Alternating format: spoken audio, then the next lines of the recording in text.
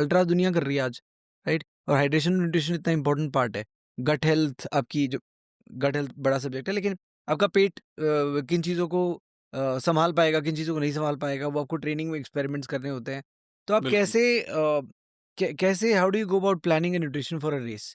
पर hour calorie management, hydration कितने time पे क्या, how do you advice people that? मुझे लगता है स्पेशली अल्ट्रा के लिए तो जितनी आपकी ट्रेनिंग इंपॉर्टेंट है उससे कहीं ज़्यादा आपका न्यूट्रिशन इंपॉर्टेंट है, क्योंकि ट्रेनिंग तो आप इतने सालों से कर रहे होते हो, है ना? कोई इवेंट आपका अच्छा होता है, कोई बेकार होता है, लेकिन आपने वीकली अपने माइलेज बिल्ड किए होते हैं, आपकी जो मसल मेमोरी है वो बनी होती है, आपकी बॉडी उस चीज़ के लिए ट्रेंड होती है ना? हो सकता है कि कोई इवेंट आपका किसी वेदर में है, कोई ठंड में है, कोई गर्मी वाले में है, या उसके लिए भी बॉडी अडेप्ट हो जाती है, बट जो सबसे इम्पोर्टेंट चीज़ है वो न्यूट्रिशन है। उसके लिए आपको हर रेस के लिए एक अलग से तैयारी करनी पड़ती है। आप ये सोचो कि मैंने साल के स्टार्टिंग में कोई रेस कर ली, उसमें मैंने न्यूट्रिशन अच्छा किया था, तो कोई मैं साल के एंड में कर रहा हूँ तो उसमें भी हो जाएगा। अच्छा। वो बिल्कुल नहीं होता है। एवरी अगर race has to have its हाँ, ओन प्लान। आपको हर रेस से पहले अपने गट को प्राइमिंग से करनी पड़ती है अपने गट की, कि उसको गट को आपके ये हैबिट है कि उसको दौड़ते हुए एकदम से इतना लोड आना है, उसने वो डाइजेस्ट करना है ना? उसको किस तरह से प्रोसेस करना है, उसको थ्रो बैक नहीं करना, या मतलब कौन-सी ऐसी चीज़ें हैं जो लाइट रहेंगी आपके गट पे, आपको क्या खानी चाहिए? तो मुझे लगता है मतलब स्टार्टिंग में तो ऑब्वियसली मुझे भी बहुत ज़्यादा कोई वो नहीं थी इन चीज़ों की नॉलेज। अभी भी मैं बोलूँ तो मैं काफ़ी कुछ सीख ही रहा हूँ। बट हाँ, जितना एक्सपीरियंस जितना पढ़ा है, जितना लोगों से डिस्कशन होते हैं, मुझे लगता है कि एक अच्छी रेस करने के लिए आपको 3 चीज़ें मेन हैं। एक तो आपका पर आवर कैलोरी इनटेक, उसमें आप कार्ब्स कितना ले रहे हो, वो मैटर करता है। दूसरा आपका salt intake, salt and sugar. Sugar का बहुत ज़्यादा नहीं है, बट हाँ, सॉल्ट का अच्छे से एप्रोप्रिएट वो नहीं कर रहे हो तो आपको क्रैम्पिंग और ये सारी चीज़ें होनी ही होनी है। और तीसरा है आपका फ्लूइड, कि आप कौन-सा फ्लूइड, एनर्जी ड्रिंक हो, पानी हो, कोक हो, फ्रूट्स उसको हो। किस चीज़ से आप किस तरह से आप मेंटेन कर रहे हो, किस तरह से प्लान कर रहे हो। तो ये 3 चीज़ें हैं। मोटा-मोटा अगर मैं बोलूँ एक अच्छी रेस करने के लिए, एक अपना बेस्ट देने के लिए किसी भी अल्ट्रा में, अगर मैं लेट्स से कि 100 माइल की बात करते हैं या 100 किलोमीटर की बात करते हैं, आपको पर आवर जो कैलोरी इनटेक है मेरे हिसाब से 250 से 300 की ट्रेनिंग करनी चाहिए। अब वो हर बंदे की स्पेसिफिक हो सकती है। देखो, एक एनर्जी जेल उसमें है ना? तो दूसरा, कैसे 250 कवर करते हैं हम? मैं वही बता रहा हूँ कि जैसे अब मेरे केस में क्या है, मैं डेट्स नहीं खाता, मुझसे खाई नहीं जाती। बहुत सारे लोग ना डेट्स खा लेते हैं, तो उनकी कुछ कैलोरी वहाँ से आ जाती हैं, है ना? कुछ लोग ऐसे भी होते हैं कि वो अपने आप को प्रिपेयर कर लेते हैं कि अगर उन्होंने हाफ बनाना या 1 बनाना खाया, वो उसके बाद दौड़ सकते हैं। उनकी कुछ कैलोरीज़ वहाँ से आ रही हैं। मुझे लगता है जेल और आपका एनर्जी ड्रिंक तो कांस्टेंट फैक्टर हैं ही, वो तो हर रनर यूज़ करता है। अब लेकिन जेल में 100 कैलोरीज़ के अराउंड आपको मिलती है मैक्सिमम, है ना? यूनिवेट कुछ 180 है, जो 180 देता है। 180 है, वो मैंने ट्राई किया है, बट हुँ, वो मतलब मुझे उतना इफ़ेक्टिव लगा नहीं 180 वाइज़, कि अच्छा। हाँ, आपको उस तरह कि से डबल ऑलमोस्ट मिल रही है, नहीं हाँ, लगा? नहीं लगा वो। अच्छा। तो ये चीज़ है, 100 वाली मैंने बहुत सारे ब्रांड ट्राई किए हैं, बट 100 का मुझे लगता है कि वो इफ़ेक्टिव होती हैं, कि आपको लग रहा है कि आपके अंदर 100 कैलोरीज़ गई हैं। और फिर उसके अलावा आप एनर्जी ड्रिंक ले सकते हो, कि जैसे जो मैं एनर्जी ड्रिंक पीता हूँ उसके अगर मैं लीप का है, हुँ। तो अगर मैं उसका 500 एमएल या कुछ बनाता हूँ तो उसमें मुझे 130 कैलोरीज़ उससे आ जाती हैं। तो मोटा-मोटा मतलब 250 के आसपास ये आपकी होगी। एड स्टेशन पे आपने कोक लेनी है ना? कि बनाना खाना है, कि कुछ और खाना है जो आपको, जैसे कुछ रेसिस क्या करती हैं कि वो आपको पहले ही बता देती हैं हमने ये देना है एड स्टेशंस पे। तो आपको एक आइडिया होता है कि इन-इन चीज़ों से आप इतनी कैलोरीज़ या इतने कार्ब्स आप ले सकते हो, है ना? तो वो सारी प्लानिंग प्लस अब वेदर के ऊपर डिपेंड करता है कि आप मतलब विंटर में आपकी रन है कि गर्मी में है, कि मतलब किस तरह का वेदर है। फ्लूइड की अगर मैं बात करूँ तो 800 एमएल से लेके 1 लीटर तक घंटे का। अगर ये चीज़ें आप 3-4 मेंटेन कर सकते हो, सोल्ट कैप्सूल मतलब आपको स्वेटिंग ज़्यादा हो रही है तो एक मतलब हर 40-45 मिनट पे 1 ले लो, नहीं तो घंटे का 1 एनफ होता ओके। है ना? वो आप किसी भी मतलब ब्रांड का है वो लेते हो, ऑलमोस्ट सबकी वो सेम सी होती है। हुँ।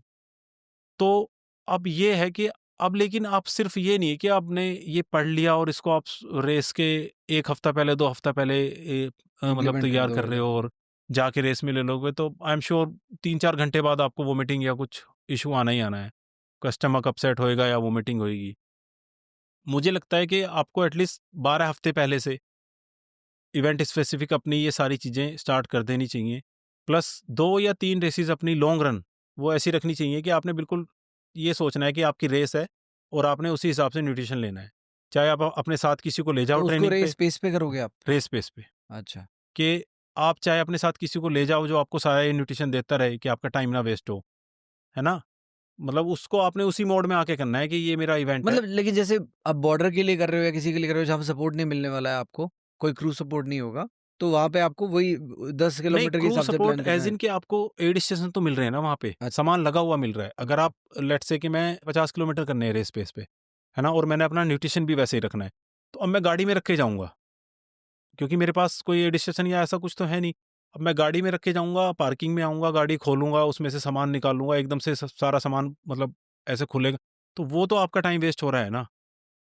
अब आपने रेस में उस चीज़ की भी ट्रेनिंग करनी है कि आपने मतलब मैं जितने लोगों को मैं कोचिंग देता हूँ, मेरा ये पर्सनल वो है कि मैं उनको ये बहुत स्पेसिफिक समझाता हूँ कि एड स्टेशन पे टाइम वेस्ट नहीं करना है। कि आपको दिख रहा है 100-150 मीटर दूर एड स्टेशन है, आप पहले ही अपनी चीज़ें सोच लो, मेरे पास ये चीज़ें ख़त्म है कि मुझे पानी भरना है कि नहीं भरना है, मुझे एनर्जी ड्रिंक लेना है कि नहीं लेना, मुझे वहाँ कोक पीनी है कि नहीं पीनी है ना?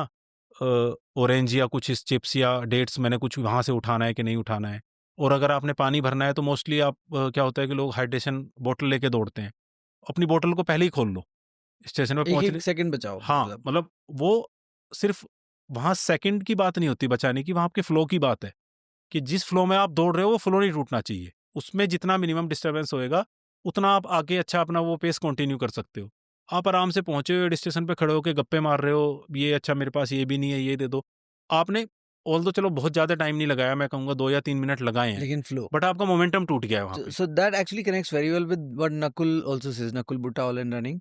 सारे एथलीट्स को सेल्फ सस्टेन्ड रनिंग सिखाते हैं। तो मतलब आप कभी भी रेस में जो हाफ और फुल की बात कर रहे हैं मोटा मोटा, नॉट अल्ट्रास, कि आप रेस ऑर्गेनाइजर के हाइड्रेशन न्यूट्रिशन में डिपेंड ही मत करो। जिस बिल्कुल। चीज़ से आपने ट्रेन किया है आप खुद कैरी करो और कंप्लीटली सेल्फ सस्टेन्ड रनिंग करो, और आपको रुकना भी नहीं है, तो हुँ, आपका टाइम भी बचेगा। उसमें लोगों को लगता है कि यार अरे 1 सेकंड तो लगेगी भरने में, पर बात फ्लो की है, वो बात फ्लो फ्लो टूट की है। जाएगा। अब मैं जैसे मतलब अगर नकुल वाली बात ही बोलूँ, मैं आई थिंक स्टार्टिंग से मेरी ये आदत रही है, लोग मेरे से पूछते भी हैं, लोग मेरे से रिव्यू लेते हैं कि रेस के रिव्यू बता दो, न्यूट्रिशन का वो क्या था।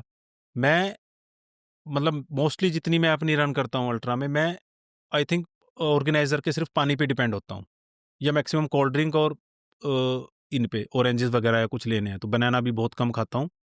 तो अब मैं लोगों को क्या रिव्यू दूँ जब मैंने कुछ देखा ही नहीं है स्टेशन पे है क्या? मैं अपना अब लेट्स से कि बॉर्डर की बात करता हूँ, स्टार्ट होती है आपको 60 किलोमीटर पे आपका ड्रॉप बैक मिलता है, फिर 100 पे मिलता है। तो मैं स्टार्टिंग में अपने जेल, अपने एनर्जी ड्रिंक वाले शैशे और वो सारे अपने साथ लेके चलता हूँ, सोल्ट कैप्सूल सब कुछ अपने पास रख लिया। मैंने सिर्फ अब एड स्टेशन से पानी लेना है या ज़रूरत हुई तो कोक पीनी है। उसके अलावा मैंने देखना ही नहीं कि वहाँ है क्या। तो मैं न्यूट्रिशन वाइज़ उस चीज़ को नहीं बता सकता कि वहाँ क्या था, क्या नहीं था, मतलब उसके रिव्यू किस तरह से हैं। और आई थिंक ये एक अच्छी प्रैक्टिस है, जो मुझे लग रहा है सबको करनी चाहिए कि अपना सेल्फ सस्टेन होके चलो। उससे सिर्फ ये नहीं है, मतलब ऐसा नहीं है कि आपने ऑर्गेनाइज़र को पैसे दिए तो हाँ, उनका सारा सामान खा के आना है। उससे आपकी जो ट्रेनिंग है वो पूरी यूज़ हो रही है आपकी रन में। आप अपना बेस्ट दे पा रहे हो। आपका जो मोमेंटम है वो बना रहेगा, आपका फ्लो टूटेगा नहीं, है ना? तो मुझे लग रहा है ये एक बहुत इम्पोर्टेंट फैक्टर है। मैं तो ख़ैर अपने जितने ट्रेनी हैं उनको बोलता हूँ, बट ये एक कंसिडर करना चाहिए कि मिनिमम टाइम अपना पहले प्लानिंग एड स्टेशन दिखते ही 200 मीटर दूर से अपनी प्लानिंग कर लो कि मुझे ये चीज़ें अब इसे एड स्टेशन से पिक करनी है, या हो सकता है मुझे वहाँ से कुछ भी नहीं लेना, है ना? आपके पास पानी भी इतना है कि चलो बॉर्डर में 10 किलोमीटर का होता है, बाकी रेसेस में तो कम ही होता है। 3-4 किलोमीटर पे हाइड्रेशन आपको मिल जाता है, तो ज़रूरी नहीं है हर हाइड्रेशन पे आपने पानी लेना ही है या पीना ही है। आपकी बॉटल में है तो आप 2-3 स्किप भी कर सकते हो एक साथ। तो वहाँ आपका टाइम भी बचता है, आपका मोमेंटम बना रहता है और आई थिंक आप अपना एक बेस्ट एफर्ट दे पाते हो। Right, so that's race hydration and nutrition broadly covered. अगर आपको ये छोटी क्लिप पसंद आई तो पूरा वीडियो देख के तो मज़ा ही आ जाएगा। क्लिक ऑन द राइट, यहीं कहीं राइट में यहाँ कहीं क्लिक करके आप पूरा वीडियो देखिए।